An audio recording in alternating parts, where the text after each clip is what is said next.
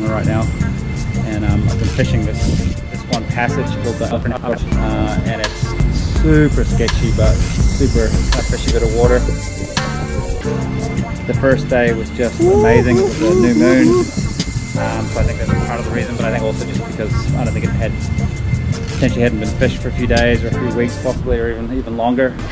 And then the days, you know, I've been kind of fishing it 3 days in a row now, and second day I got a couple of knocks and lost the fish, and then yesterday I fished it and it was just nothing, just kind of shut down. So I don't know if that has to do with the moon or whatever. I've had the right tides, and it just hasn't been as good. So I think yes, I mean, like any place, once the GTs see the lures for a little while, they start kind of get a bit kind of cagey, I guess. I've had people messaging that I don't want to be responsible for, you know, telling people to go fish here, because it's not one of those places that I would recommend anybody to go fishing. I grew up my whole life surfing. I grew up in Hawaii, so I spent a lot of time surfing around reef breaks and things like that. So this feels kind of semi-familiar. I gotta say, yesterday I was probably the scariest I've ever been while fishing. I got knocked over by a wave. You know, like, I'd never take my eyes off the waves, and this one wave, for whatever reason, just kind of, I think it hit a bit of a double up, and it just kind of just came in a slightly different direction, and it knocked me down. Fortunately, I'd kind of seen it, and I'd run back over to the flats, and by the time it hit me, I kind of scooted on my ass kind of along the flats, and there's kind of like a seaweedy kind of hard to explain it, but it's like this cushiony kind of seaweed shit, and with a few coral heads here and there. Unfortunately, as it dragged me across, I didn't hit any. The other thing I did is had a rope that was tied around a coral head and had that tied to the back of my bag, or back of my life jacket. That kind of is just something to kind of hang on to, but also just if you do get swept into the channel, which is the main concern, you're not going to kind of go straight out to sea. The waves were shit. The sets would have been at least 15-foot face. It's actually a surf spot, but it's there's way too much water moving to kind of surf it at the moment. On the right swell direction, right wind, it actually gets okay apparently. I just wanted to kind of talk and give everyone a bit of an idea of you know, what I'm doing, and then certainly if you go fish it, you know, fish it at your own risk, and please don't ever say that I told you to go fish here. I'm here on holiday with my wife and just really want to get a G-banger, so I'm kind of taking the risk, but definitely trying to take all the precautions I can. I would take 2 rods out. You can only take so much. What I'm doing is I'm actually kayaking out, using like a rope to tie around a coral head for the kayak, and then I keep one rod on the kayak, and you make sure to tie your paddle onto the kayak. I take they're both Ripple Fisher 10-foot rods. One is a PE10, the Runner Exceed 100 SXH. Throws lures up to about 160 grams, PE10. Yeah, Expedition. And then the other rod is another Ripple Fisher. This is the 100 SHH Limited. This is a PE8, so I kind of use this for smaller stick baits. And that's just a 6500 Celtiga, just with a MC Works BB handle on it. The lighter one is better for stick baits, and definitely feel as though certain times GTs just kind of want, like, you know, smaller bait. I've actually done better on this trip on the smaller baits. I get hit a lot on the big ones, but they just kind of seem to knock it, and often there's just teeth marks in between the hooks or above the hooks. So yeah, the rest of the stuff that I'm using here, probably most importantly, more than anything else, I'm using these tubbies. So these are from Hawaii, a place called Hanapa'a Fishing, and this is kind of like, I guess, the golden standard in Hawaii for tubbies, or for kind of reef footwear. So as you can see, there's actually spikes on the bottom of this, and it's also like a felt. I don't know if you can see it here, but there's like a felt and spikes. Really good for kind of, number one, the reef not kind of penetrating through, or stonefish or whatever else you might stand on. And it's got a nice kind of capped toe on it and stuff. It's actually got a split toe inside, but the spikes are just rad for not slipping. I use these in New Zealand as well. A life jacket, of course. I don't normally use a belt for land-based fishing, but just out here, because you're on the edge of this ledge, it's kind of almost like boat fishing. The fish can go straight down, so you really need some lifting power. I take a spare GoPro just in case this one shits itself. It's kind of hard having GoPro issues out there. I just kind of have another one on the back of my bag that I just quickly reach over and grab if yeah, if my one's having issues. Obviously a belt and some pliers. If you do hook a fish, oftentimes you're standing in kind of like waist deep water. So having pliers ready to go is definitely important. I wear a jacket. It's kind of actually cold. It's only like 23 degrees here at the moment. The water's 25 degrees, but yeah, kind of wear a windbreaker.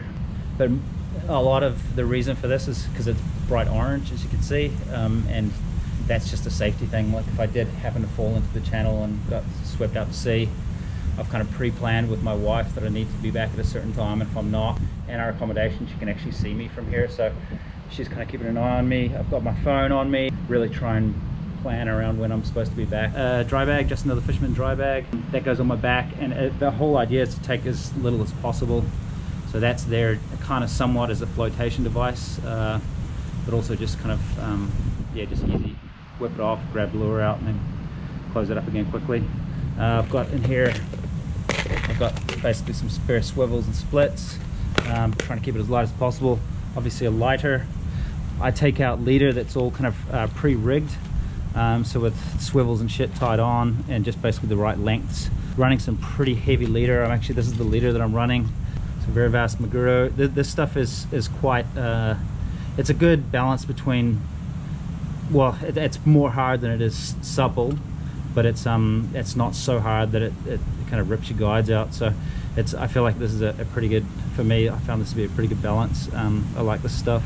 So there's some, put like a tip at a 300 pound or like a meter or so of 300 pound with that little bit of extra that's going to be by the fish rubbing up against coral or whatever they might find. Baits I'm taking, this is basically my selection. I take one big popper, one really big cup face, and then I take one kind of smaller pencil type cup face. This lure here is the one that I've been getting hit on the most, and then one giant Zorro with 7 burrow hooks on it, so just a really big one. I got knocked on this yesterday. This is the Nambus kind of slow sink Orion. Probably one of my favorite GT baits here. This is you can see a few tooth marks and shit on this one. This has got hit multiple times here on this trip. A few scratches and teeth marks on this thing. Unfortunately, I haven't caught anything on this yet on this trip. This is a Hammerhead Cherry Boy. Great lure. This thing here haven't actually hooked anything on this trip. This is just a Massimo. I don't know what this model's actually called, but great GT baits. I've lost multiples of these in Hawaii, and yeah, lost them to GTs. And then I've got a couple of smaller baits here. Kind of hard to cast on this heavier gear. It would definitely be on the PE8 set, but these are just smaller lures with quite heavy gauge single hooks, and I'm using these just because the fish can't bend them out. Like trebles on baits this size, they're just going to get bent out, so that's why I'm doing that. All of my hooks across the board, my trebles are all barbless, and they are GT recorders, so expensive hooks, really good quality hooks. To me, they're the best ones I've found as far as strength goes. This is where we're staying. We're staying not too far from the channel. You can actually see it just out here. I'm waiting for the tide to get quite a bit lower. I generally start to head out there at about a mid-tide, and what I've found is the outgoing tide is far better.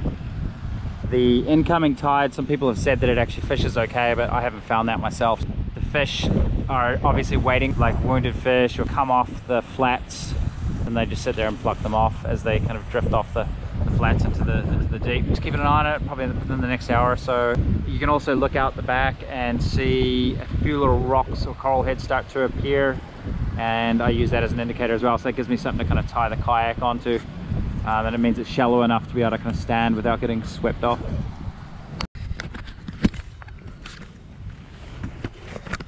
Love you. Love you.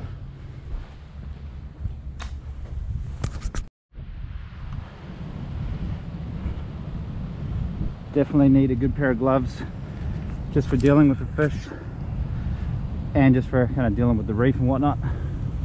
As you can see, rope for the kayak, one rod in the holder, and I hold on to the other one while I'm paddling out. A couple of times I've actually seen GTs on my way out, so I'll have a little cast. Yeah, generally it's just get to the zone. Remember to back your drag off if you do have a cast from the kayak. Otherwise those shits will flip you real quick. I've just paddled out from our accommodation there. You can see there's actually some people out on the reef right now. They're out there diving. So on this part of the tide, it's getting close to the turn of the tide. I think I'm about an hour from the supposedly when the tide is supposed to be turning. Really the idea is to get it shallow enough so that you can actually stand on the reef and not get washed off, but still have some water moving, you know, like you don't want to hit it on the dead low. Every time I've come out here on the slack tide, just nothing happens. So you have to have water moving, but so your window, your fishing window is probably an hour at best, really.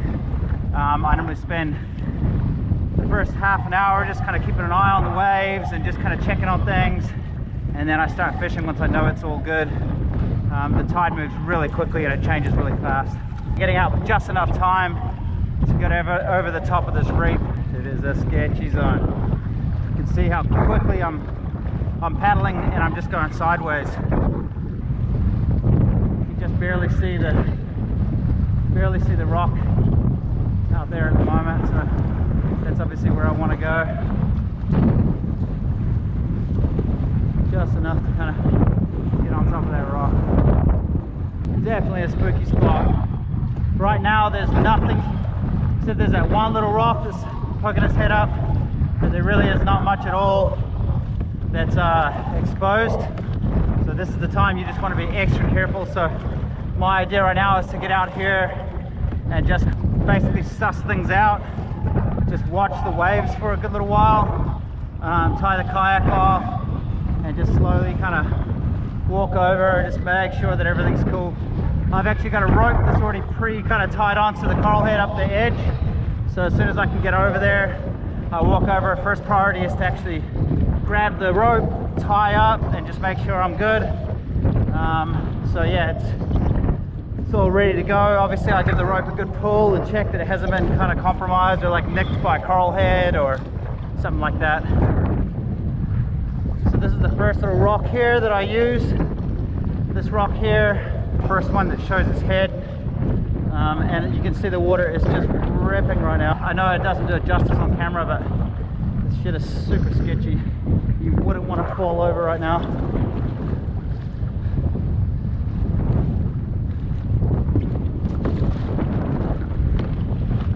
So right now the water is about I'm just over 6 foot tall, and the water is kind of up to my knees, and then there will be surges that come and it'll probably come up to about just about up to my waist. First thing I do is I make a loop and go around this paddle. The water is ripping around this coral head, right around the bottom.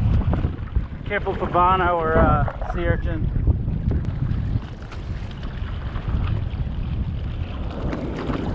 So I'm just going to keep an eye on this for a minute. I watch the waves. Where I want to get is to out here as quickly as possible, but right now it still looks like there's quite a bit of swell, so I might just duck down in here and kind of try a few casts just in this bit here. You can see out the back there's still some really good sized waves. That shit actually looks surfable right now, but I feel a bit safer today because these guys are right here. If I got into any sort of trouble, I could yell out. I don't have a rope yet. My rope's all the way out here. So as you can see, it's starting to become a little bit dry up on here, and that's kind of the first sign that it's getting close to be fishable.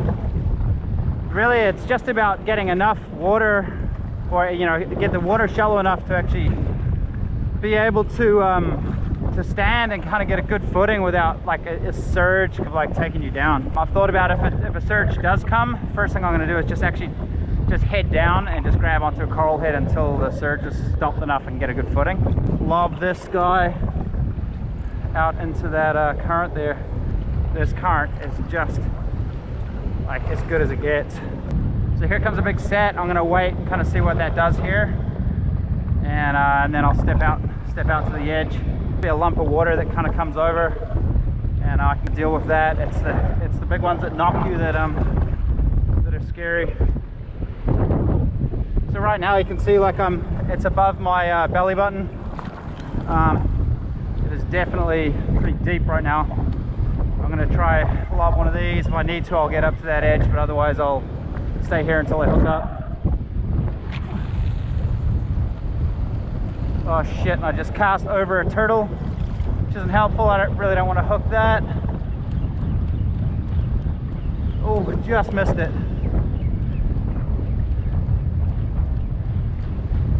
This is kind of a pencil popper, just skipping along the surface. Oh, yep, big GT under. Big GT.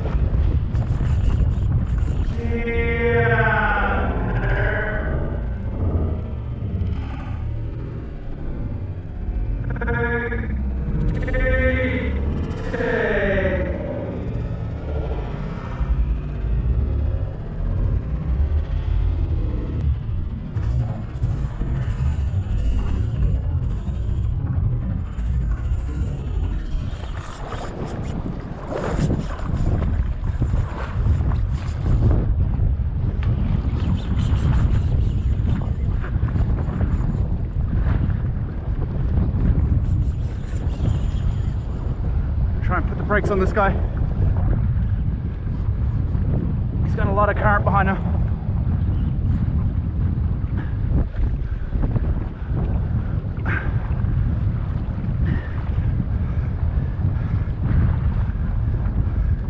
I don't want a surge coming now.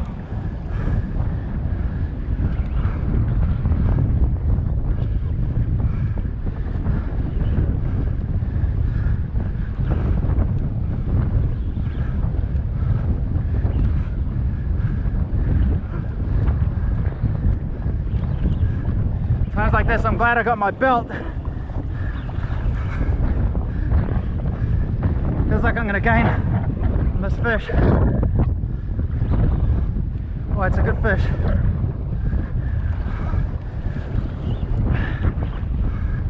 It's a great fish.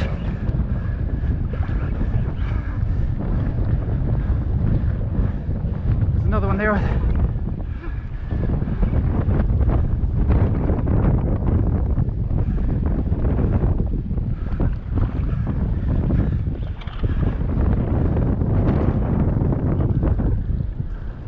Yeah, it's a good fish with a big black one next to it.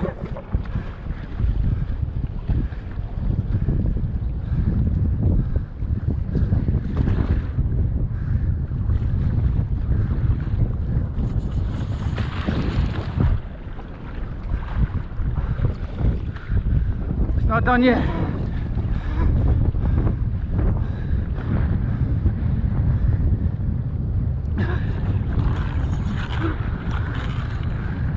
Woo!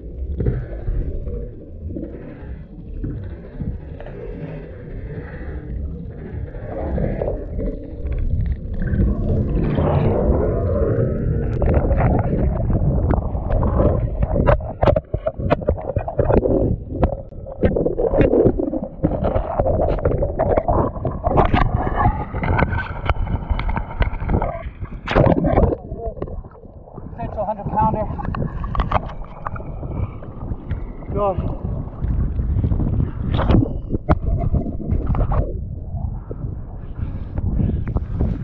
There's a beast.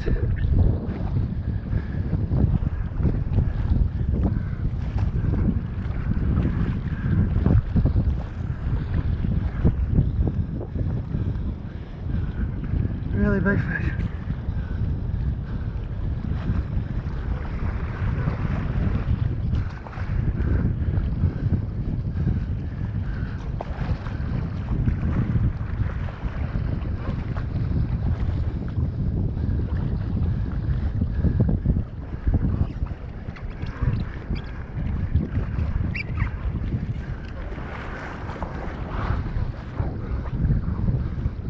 I'm absolutely exhausted.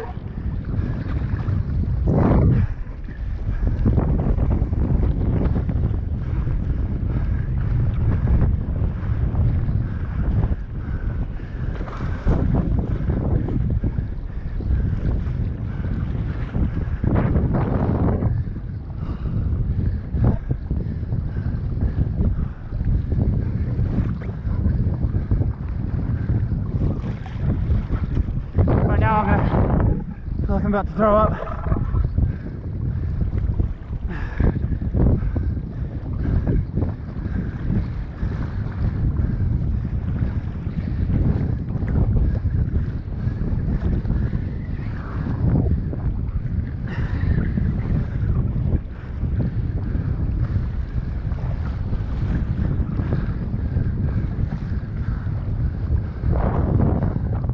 Try to get this guy's head up.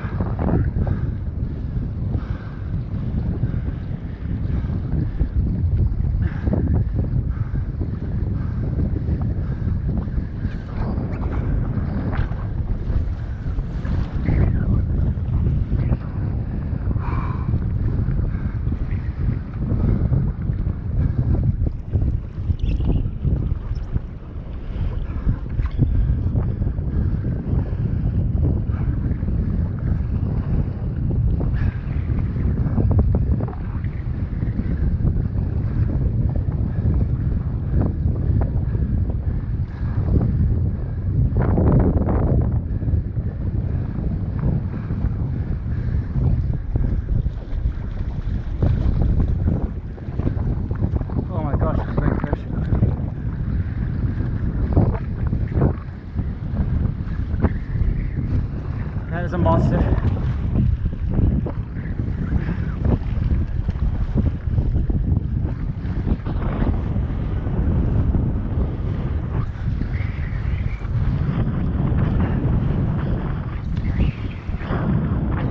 Gonna take this guy up into the shallows.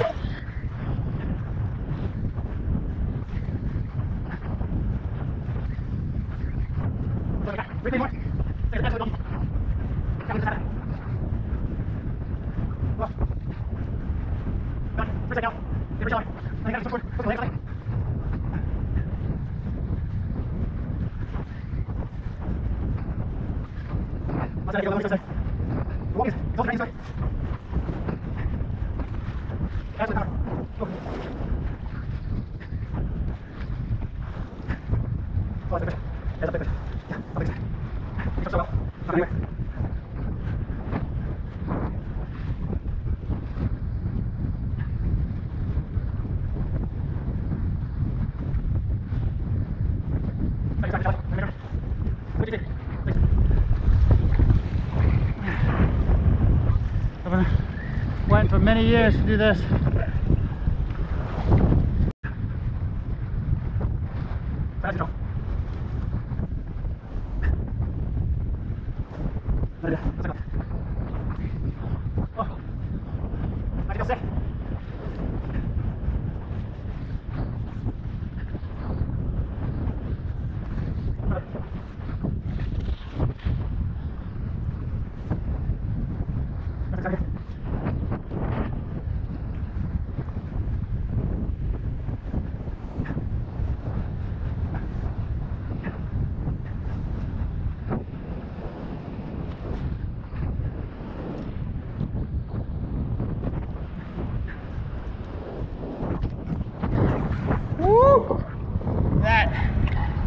one hell of a fish.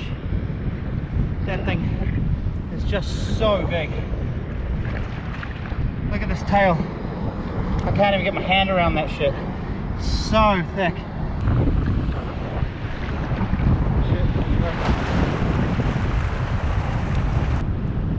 Still breathing.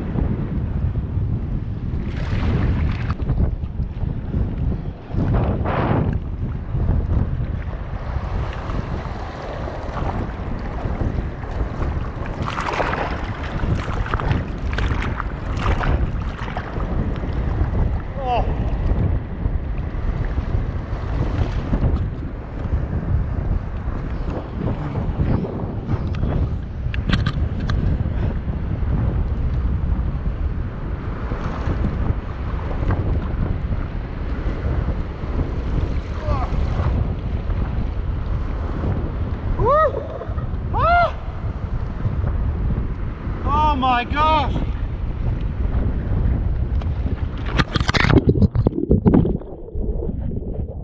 So big! So big! Yeah, I'm gonna measure this.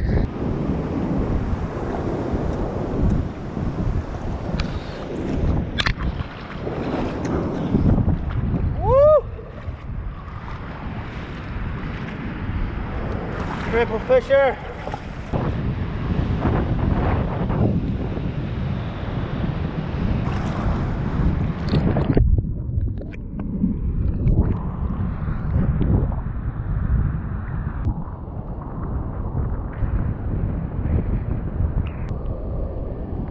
Do that again.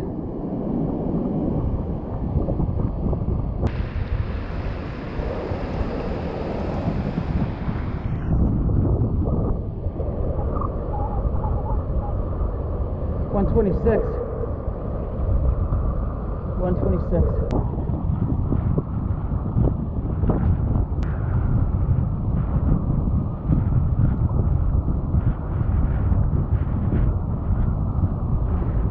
$38.5. Yeah. 38.5. Unbelievable. Yeah, let's get this guy back.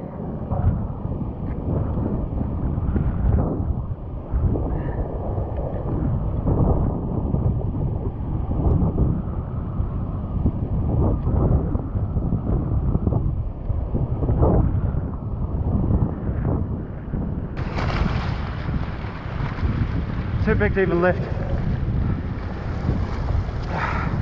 I'm too exhausted to even handle this fish like I should. I'm just gonna keep him in here and get him breathing until I can get my breath back. He's still alive and kicking, which is good.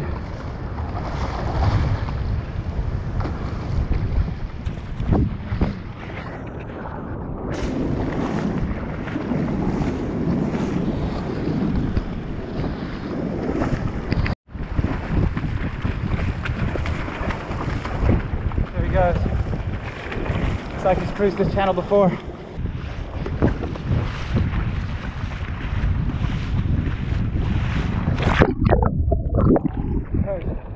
is a big son of a bitch.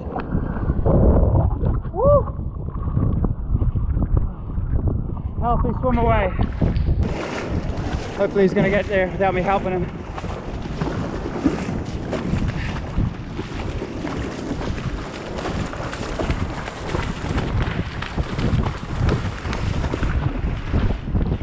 There he goes. What a fish! Goes underneath my rope. Ah!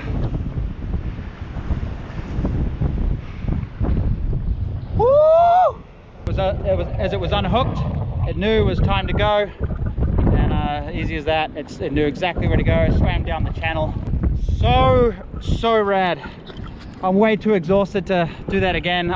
I just can't believe that happened. Still, I'm tripping. Like, I actually had to stop the video for a while, but at one point I was on the edge of that ledge and I wanted that fish so bad, but I thought I was going to die because it was just pulling and I couldn't stop.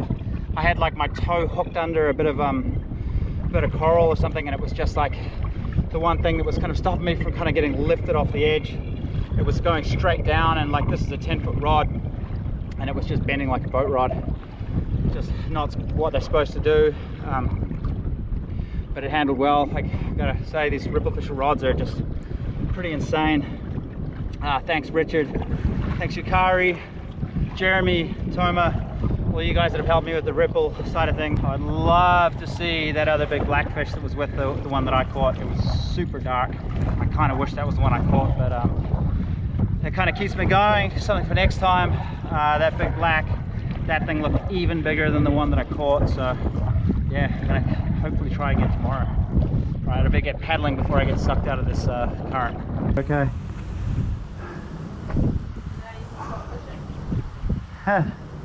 For the rest of today I can. Yeah, it is too. Dog mate. So for the first time ever I've kind of done a vlog, and funnily enough, the day that I was doing the vlog, it was, I gotta say, the best fishing day of my life. I've finally got the dream fish that I've always wanted to get. Good pads did the job. Actually no, they didn't. I had my MC Works gimbal on, but stick pads underneath, and my white ass New Zealand feet, reef scars everywhere. It's been pretty hard work the last couple of days doing this, but gosh, it was all worth it.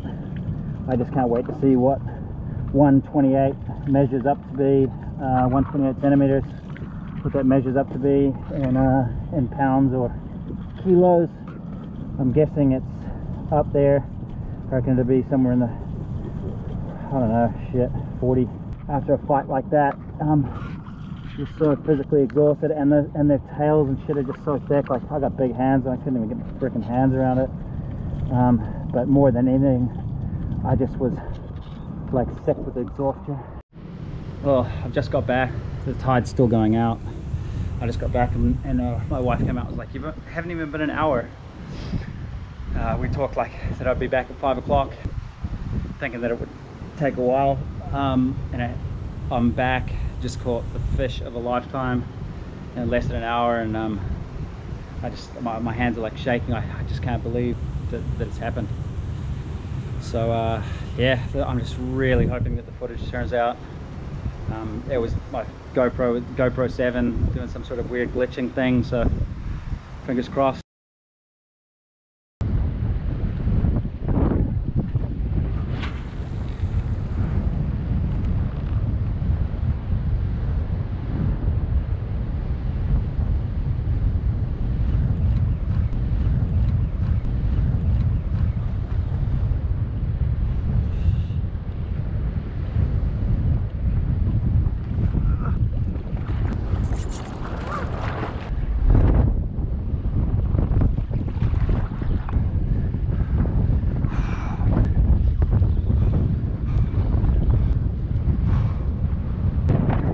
That's why it always says that we're 7 bar rows only.